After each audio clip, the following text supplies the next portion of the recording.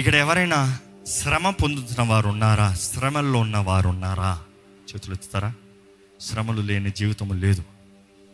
ఒక విశ్వాసికి శ్రమ లేనిది క్రైస్తవ జీవితం ఉందా? Not possible. నీవు శ్రమ లేకపోతే దేవుని చిత్తంలో ఉన్నావో చూసుకోవాలి. ఎందుకంటే దేవుని చిత్తంలో ఉంటామో శ్రమ కూడా ఒక పాయింట్ ఆఫ్ ఇట్. ఆశీర్వాదము కూడా ఉంటుంది. ఆశీర్వాదము మాత్రమే కాదు.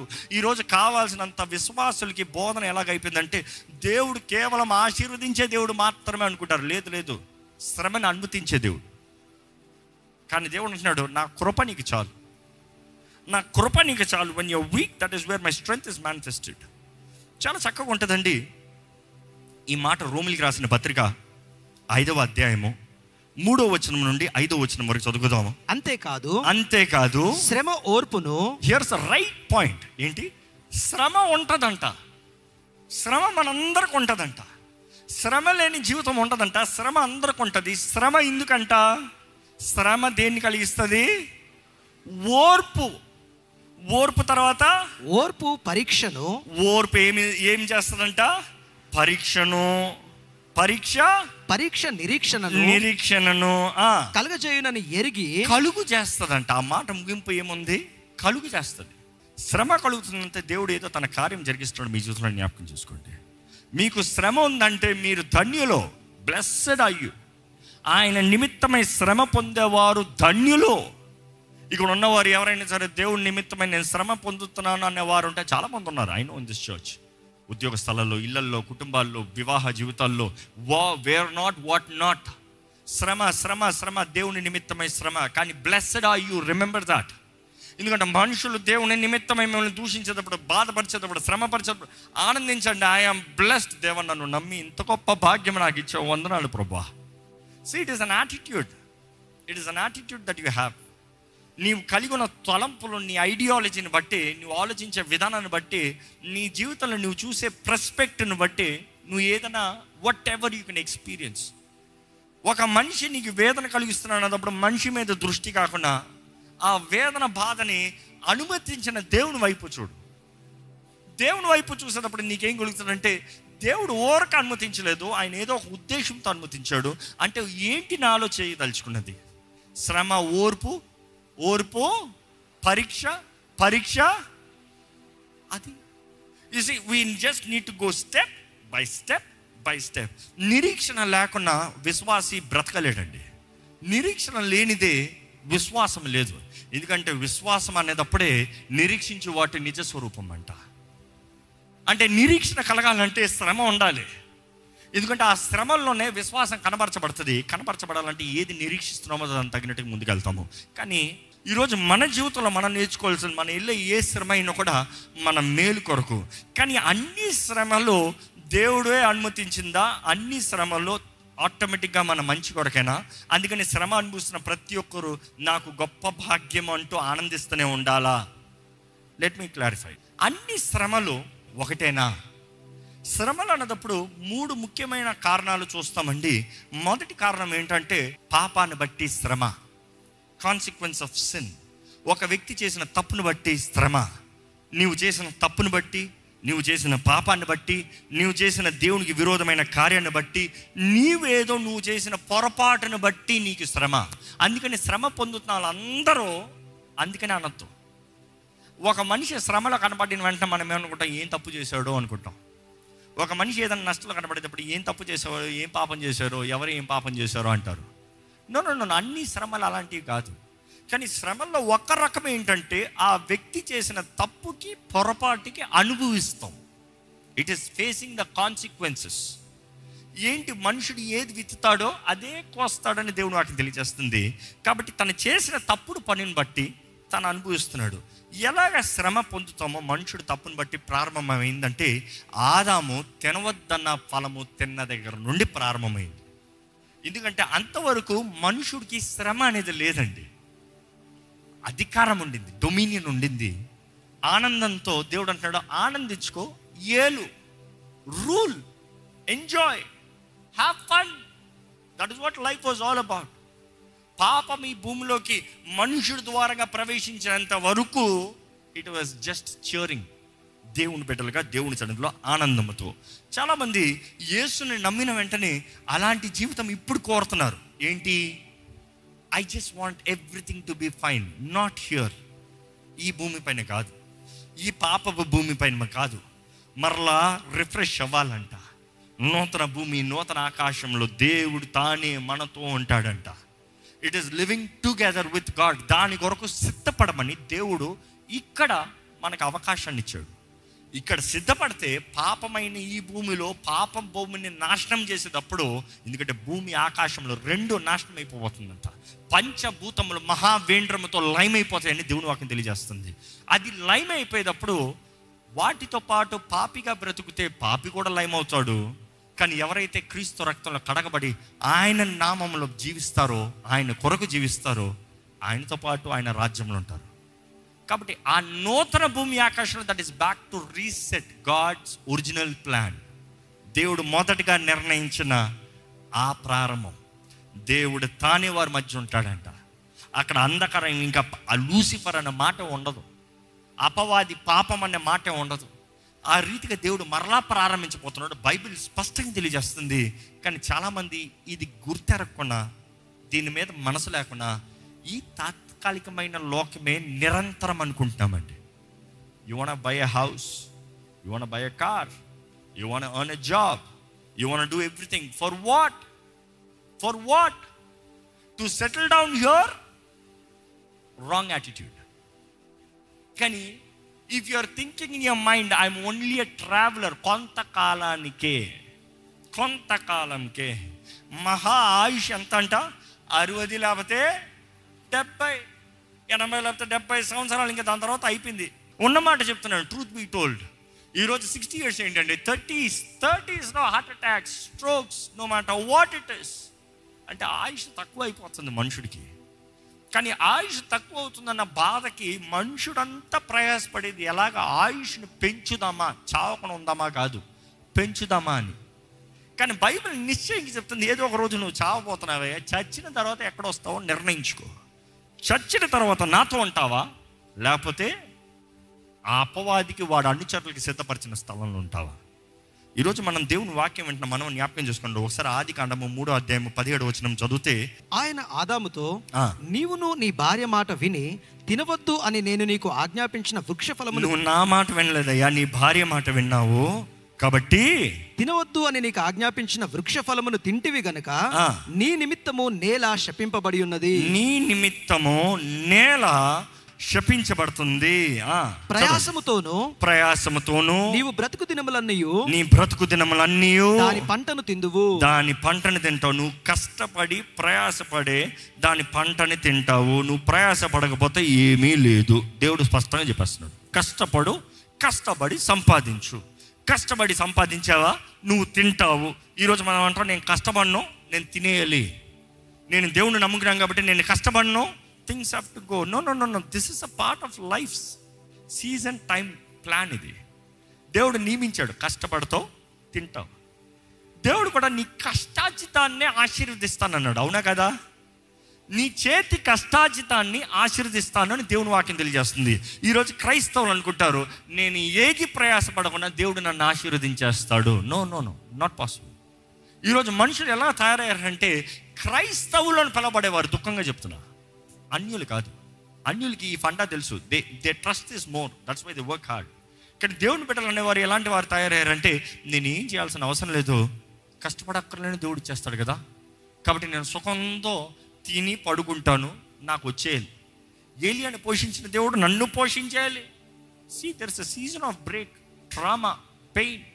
But then if your life is totally going like that, you are on the wrong channel. Simple. ఏదో ఒక సీజన్కి నువ్వు చేస్తున్నావు అంటే సరే, కానీ నువ్వు అంటున్నావు జీవితం అంతా దేవుడే నన్ను పోషించాలి, నేను ఏమీ చేయను, నేను దరిద్రతలోనే ఉంటావు. No doubt about it.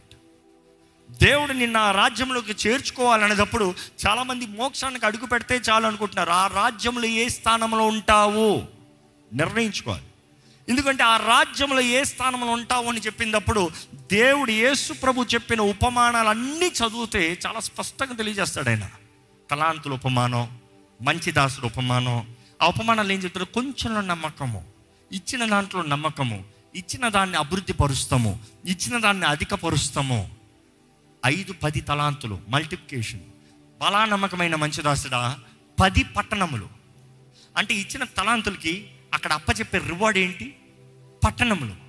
పట్టణములకు అధిపతివై ఉంటావు. అంటే ఆ రాజ్యములో, ఆయనతో పాటు ఉన్న ఆ రాజ్యంలో గనులుగా ఉండాలి అని దేవుని వాక్యం తెలియజేస్తుంది. ఈ జీవితంలో మనందరికి బాధ, వేదన ఉంటాయండి.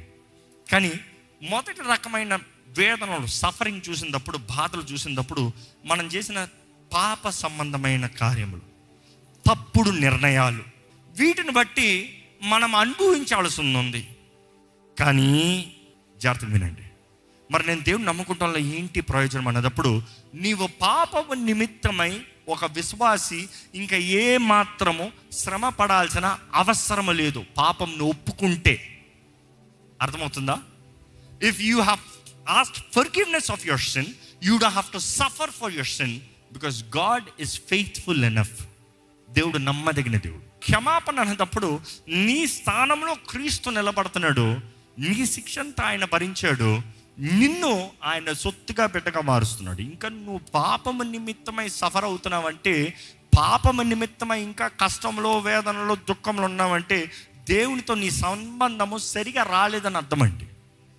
దేవుని వాక్యం చూస్తే పేతురు రాసిన మొదటి పత్రిక 3వ అధ్యాయము 18-19 వచనాలు చదివితే, ఏలైనగా మనలను దేవుని యొద్దకు తెచ్చుటకు అనీతివంతుల కొరకు నీతివంతుడైన క్రీస్తు శరీర విషయంలో చంపబడి, ఆత్మ విషయంలో బ్రతికింపబడి, పాపముల విషయంలో ఒక్కసారే శ్రమపడెను. మనల్ని దేవుని ముందు తీసుకొస్తానికి క్రీస్తు శ్రమ పడ్డాడు. నీవు ఇంకా పాపం నిమిత్తమై శ్రమ పడుతున్నావంటే క్రీస్తు నీ కొరకు చేసిన కార్యం ఏమైంది? విచ్ మీన్స్ నీవు పాపాలు ఒప్పుకోలేదని అర్థము, లేకపోతే ఇంకా ఆయన చేతుల్లోకి సమర్పించుకోలేదని అర్థము, లేకపోతే ఒప్పుకున్న నీవు, క్షమాపణ పొందిన నీవు క్షమించబడినట్లుగా జీవిస్తలేదు. ఇది ఇంకొక రకమైన క్రైస్తవులండి. పాపంలో దేవుని సన్నిధిలో ఒప్పుకుంటారు, దేవుడు క్షమిస్తారు. నీవు చేసింది తప్పే, సరే దేవుడు క్షమించాడు. క్షమించిన తర్వాత క్షమించబడినట్లుగా జీవించరు, కానీ ఇంకా పాపం చేసినట్టుగానే జీవిస్తారు. It is your attitude. అదే అంటున్నాను, ఐడియాలజీ. ఎందుకంటే నీ పాపానికి సారీ అని దేవుడికి నువ్వు చెప్పినప్పుడు, for given, it is okay, నువ్వు క్షమించబడ్డావు అని దేవుడు చెప్పింది నీవు నమ్మితే నీ జీవిత విధానం వేరుగుంటుంది. ఎందుకంటే దేవుని దగ్గర ఒప్పుకున్న పాపములు ఆయన కడిగి పరిశుద్ధపరిచే దేవుడు మరలా ఎన్నటికి జ్ఞాపకం చేసుకోడు అని దేవుడు ఆకలి తెలియజేయబడుతుంది. మర్చిపోతాడని కాదు, జ్ఞాపకం చేసుకోడు అంట. దేవుడు చాలామంది మతి మరుపు అనుకుంటాడు, లేదా ఆయన మర్చిపోయేలాగుంటే ఆయన మతి మరుపు అయితే ఆయన దేవుడు ఎందుకు అవుతాడు? ఆయన జ్ఞాపకం చేసుకోడు. తెలుసు కావాలంటే తీయాలంటే మొత్తం తెస్తా, కానీ తీసుకోనిలే. ఎందుకు? నేను దేవుడిని, నేను ప్రేమ స్వరూపిని. అదండి దేవుడు. ఈరోజు చాలామంది మనము బానిస జీవితంలో జీవిస్తున్నాము. దేవుడు అనుగ్రహించిన క్షమాపణని అంగీకరించకుండా ఇంకా మన సొంత శక్తుల మీదే మనం ఆధారపడటానికి చూస్తున్నాం.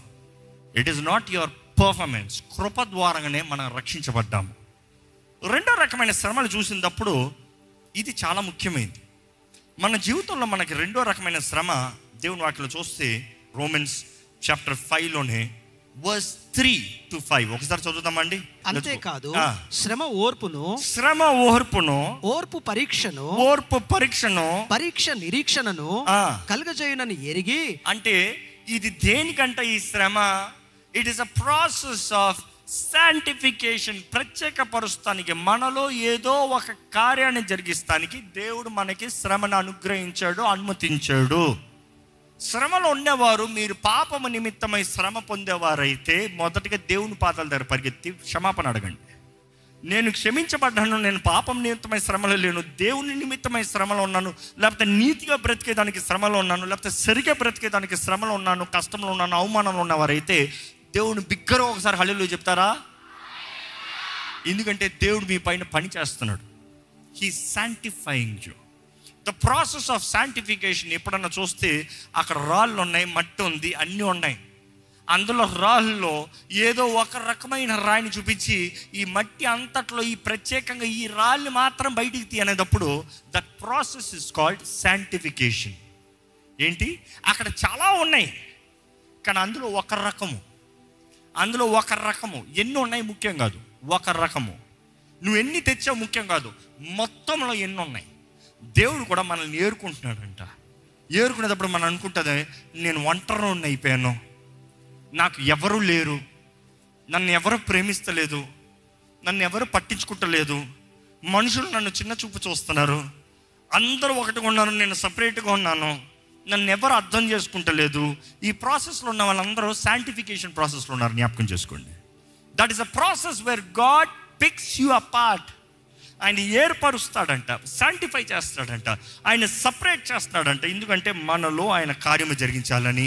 దేవుని వాక్యంలో చూస్తే దేవుని ఉద్దేశములు మానవుడు జీవితంలో జరిగిస్తానికి ఆయన ఏర్పరుస్తాడు అన్న మాట ఉంటుంది. తల్లి గర్భంలోనే నేను నిన్ను ఏర్పరిచితిని, ఐ హ్యావ్ శాంటిఫైడ్ యూ. ఇంగ్లీష్లో చూస్తే ఆ మాట శాంటిఫైడ్ అని ఉంటుంది, తెలుగులో చూస్తే ఆ మాట ఏర్పరిచితిని అన్న మాట ఉంటుంది. దేవుడు ఏర్పరుస్తామంట, హీ శాంటిఫైయింగ్ యూ. ఇదిగో నువ్వు పలానా పలానా అవ్వాలి, నువ్వు పలానా జీవించాలి, నీ జీవితంలో పలానా కార్యాలు జరగాలి. అనేకసార్లు మనం అనుకుంటా దేవుడు నన్ను విడిచిపెట్టేశాడేమో, దేవుడు నన్ను మర్చిపోయాడేమో, దేవుడు నన్ను త్రోసివేసాడేమో, దేవుడికి నేను వద్దేమో అనుకుంటాం. కాదు, దేవునికి నీవు కావాలి. God wants you.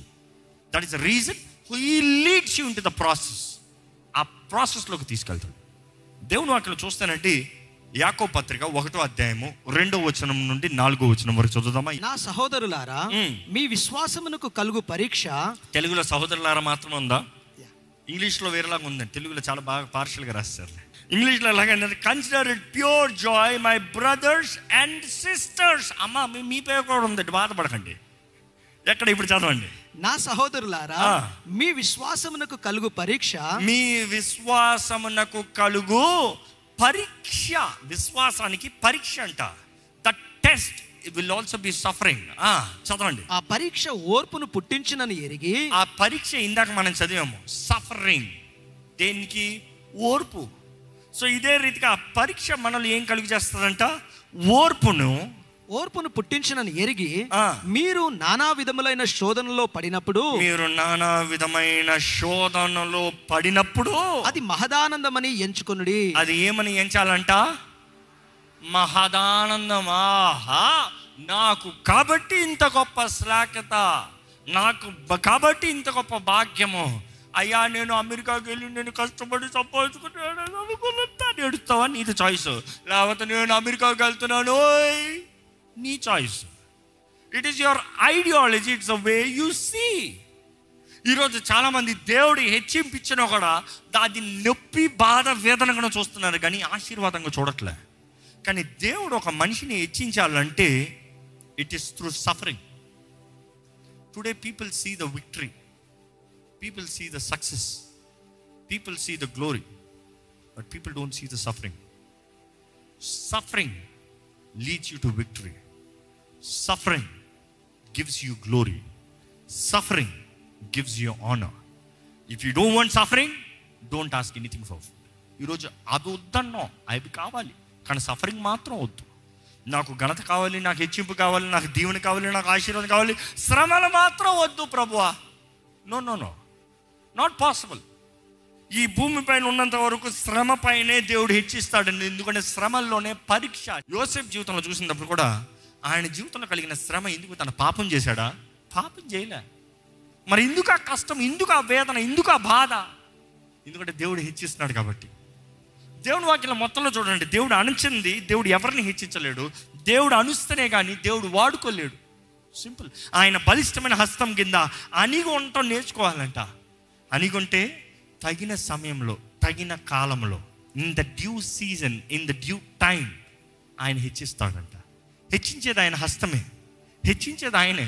ఈరోజు మీ జీవితంలో కూడా ఎంతోమంది ఎన్నో విషయాల కొరకు ప్రార్థన చేశారేమో, జవాబు రాలేదేమో. Hold on.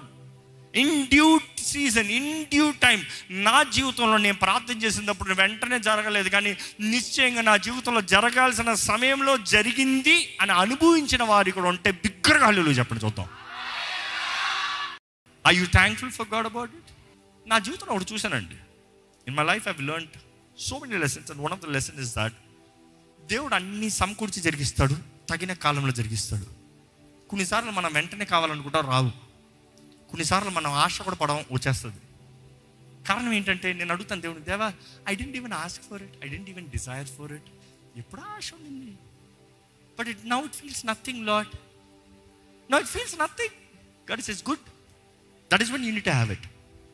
Because if it feels anything for you more than me, then you are lost.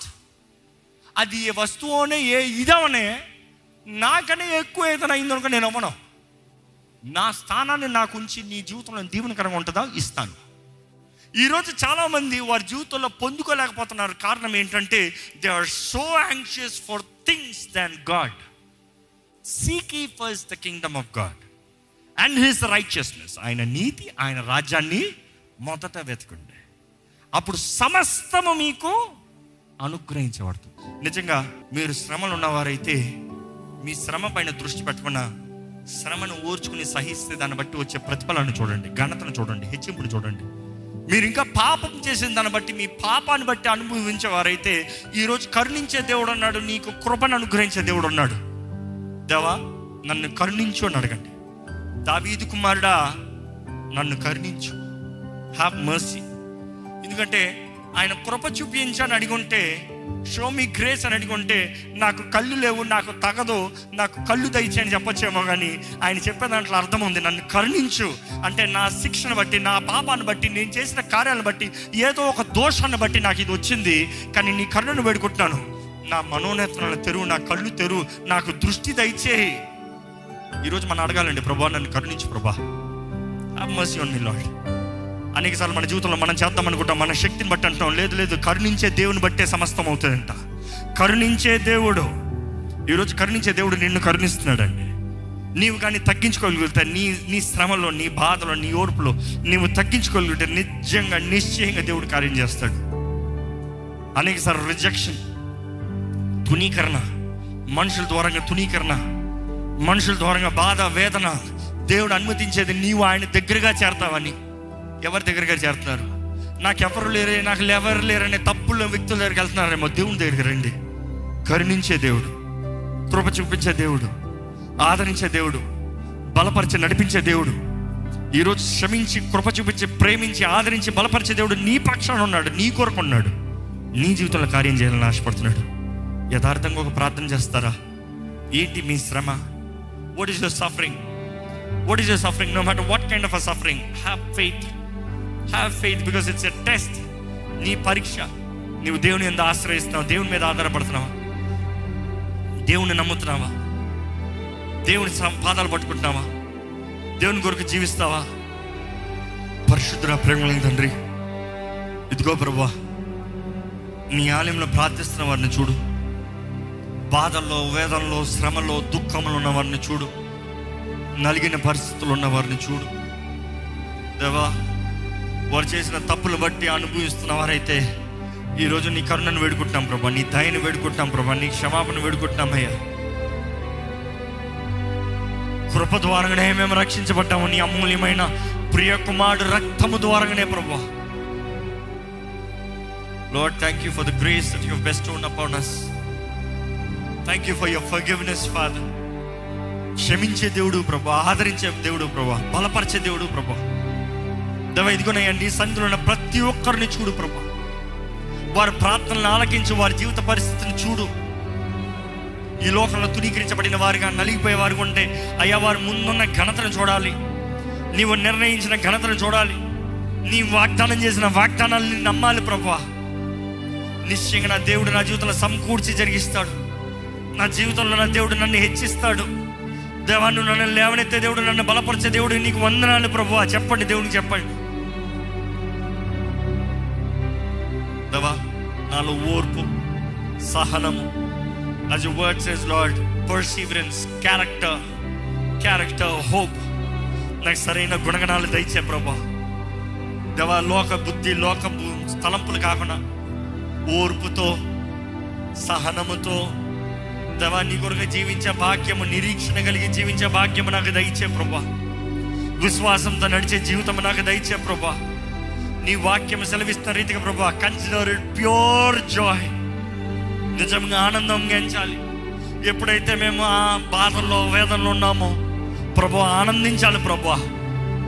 రాత్రంతా ఏడవచ్చేమో కానీ ఉదయకాలమే వస్తుంది, ఉదయమున వస్తుంది. The Joy comes. నీ వెలుగు మా పైన ప్రకాశిస్తంతో దేవా మా జీవితంలో చీకటంతా తొలగిపోతుంది. నువ్వు కాలము సమయం తగినట్టుగా సమస్తము సమకూర్చి జరిగించే దేవుడు ప్రభువా. దేవా ఈరోజు ఇక్కడ ఉన్న వారిని చూడు, ఈ లైవ్లో వీక్షిస్తున్న వారిని చూడు. నిరీక్షణ కలిగిన వారుగా, విశ్వాసం కలిగిన వారుగా, నీ కొరకు ఘనంగా జీవించే జీవితం కలిగిన వారు ఉండడానికి సహాయం చేయి. నీ వాక్యం విత్తుంచను కదా, ఎటువంటి పరిస్థితులు ఉన్నవారైనా ప్రభువా వారిలో నీ ఆత్మ కార్యము జరగాలని పెడుకుంటున్నాను ప్రభువా. ఎక్కడ దుష్టుడికి ఎటువంటి అధికారం ఉండనవద్దు ప్రభువా. మోసపరచు ఆత్మలు ఎక్కడ నీ బిడ్డలు మోసపరచనవద్దు ప్రభువా. వాటి తంత్రములు ఎరిగిన వారుగా సర్వాంగ కవచం ధరించుకుని పోరాడే జీవితము మాకు దయచేయమని పెడుకుంటున్నామయ్యా. నీలో నిత్య సుఖం ఉందని నీ వాక్యం తెలియజేస్తుంది.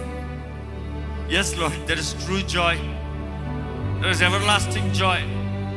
ఏది ఏమైనా కూడా మా శ్రమల మధ్యలో కూడా అయ్యా నీ ఎంతో ఆనందించే గొప్ప భాగ్యం ఇచ్చే దేవుడు ప్రభు. నువ్వు అపవాది మిమ్మల్ని చుట్టుముట్టినను దేవా మేము నీ వైపు చూస్తే చాలు. మా బాధలన్నిటి నుండి, మా శ్రమలన్నిటి నుండి మమ్మల్ని విడిపించే దేవుడు ప్రభు. నువ్వు ఏ ఒక్కటి మాకు వదిలిపెట్టే దేవుడు కదా, అన్నిటి నుండి మమ్మల్ని విడిపించే దేవుడు. నీ కార్యంలో మా జీవితంలో జరగాలని వేడుకుంటున్నామయ్యా.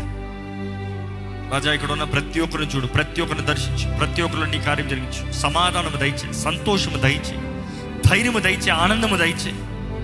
ఇక్కడ నుండి వెళ్ళేవారు ఎక్కడ లోకానికి భయపడేవారుగా కాకుండా, బాధల వేదనలు అణిగిపోయేవారుగా కాకుండా దేవా మాకు ఏదేమైనా we will stand for the glory of God. దేవుని మహిమాత్మపై నిలబడతాం. Crushed, wounded, persecuted, but still we are not dead, we are not broken, we will stand back. ఎందుకంటే మాకు శక్తినిచ్చే దేవుడు ఉన్నావయ్యా, మమ్మల్ని బలపరిచే దేవుడు నువ్వు ఉన్నావయ్యా, ఆదరణకర్తగా నీ ఆత్మని మా తోడించే దేవుడు నువ్వు ఉన్నావయ్యా. నీకు వందనాలయ్యా.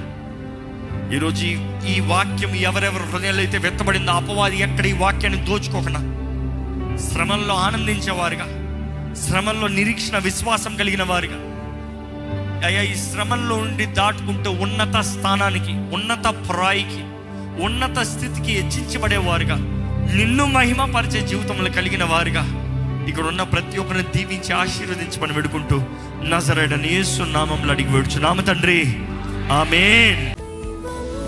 దైవం నీ మహిమ